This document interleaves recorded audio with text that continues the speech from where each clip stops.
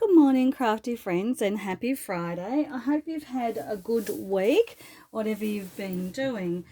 Today, I just want to jump in here and show you how to use shimmer brushes to add a little shimmer brush there to add a fantastic effect to any project that you're doing. So I'm going to be making this card today. So let's start out. So this card is actually a thin cut that Close to My Heart brought out quite a few years ago.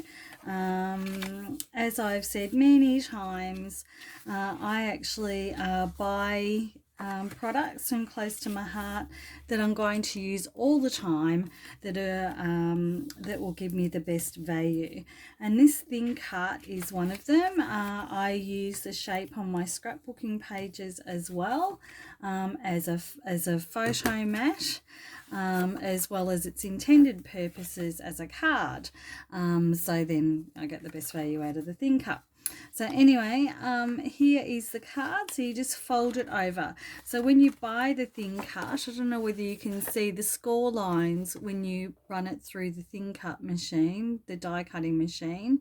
It actually indents the score lines, so it's quite an easy way to put together a little card. And there you go. I've used my bone folder and just creased down the edges. There you go. And then in the middle, because it's a patterned paper, in the middle I'm going to put a couple of pieces of paper so that you can write on the card. But first, I'm going to add a little something to the bottom of the card, and I'm using archival black. The only reason I'm using that instead of normal black is because I have it out on my desk. So you don't actually have to use archival black or a fast setting, a color fast ink for this project, because I'm not going to be coloring in. I'm just going to be adding a little line at the bottom with a border stamp. You could quite easily use a normal black. If you don't want to color in, you can use a normal black.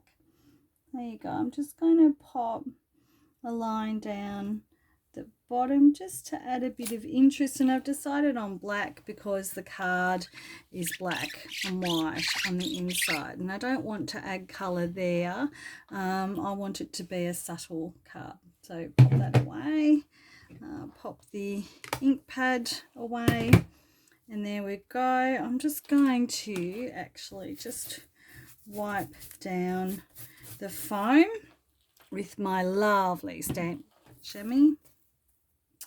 Okay, so let's bring all of the projects back in. So the colour there is coming from this card.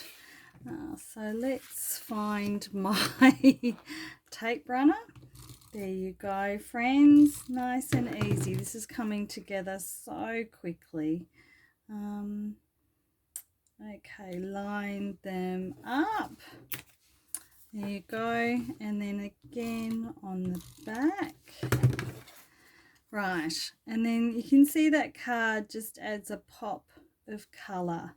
So I'm just going to centre it in there, and that's the inside, and you can just write your little sentiment in there, your little greeting in there.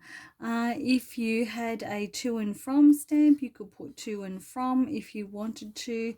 I'm not going to do that. So there you go. The card then folds up. And the card actually comes, the thin cut comes with what's called a belly band thin cut. So this just wraps around the card to give it this little belly band that comes off. So the way I do this is I actually measure it on the card itself. There is a little cut here and here if you want to use that, but I tend to want it just a tiny little bit larger, just because I find that getting the belly band on and off can be a bit awkward. So I just measure it and there you go. I'm happy with how that's worked out.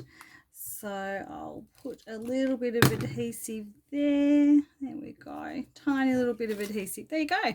There's the belly band. It moves quite nicely. See? Oh, there we go. See, you could just cut up a piece of card if you wanted to hand cut a card like this. Okay, so now we're going to do the main event, which is the butterfly. So let's get, I've got these pre-cut. I cut this on my Cricut machine quite some time ago. Now what I'm going to do is actually pop just a piece of card on the bottom here. I would usually normally use my all-purpose mat, but I've put it away, so and I'm not going to get it out now and interrupt the video. So a white piece of cardstock, your shimmer brush, and I just make sure I squeeze it a bit before I take it out of the off the lid, just to make sure it is nice and juicy for this version. And I use a pair of tweezers to hold it. So yeah, a bit more. Oh, there we go. That's probably way too much, but that's okay. I can now just spread it around. It doesn't matter if you put too much on because it'll dry. It'll dry beautifully. So this is just a liquid, it's liquid shimmer basically. So whatever you do, you actually have to let the shimmer brush dry when you use it like this. So I have put heaps of shimmer on there. I think that's going to turn out a little bit darker than the sample. So through the magic of me preparing, I have done one before, and I have actually put 3 little stickles, little dobs of stickles, which is a glitter gel. And so that's Pacific Coast, and I love the color. It's sort of like a sapphire. It matches best with our sapphire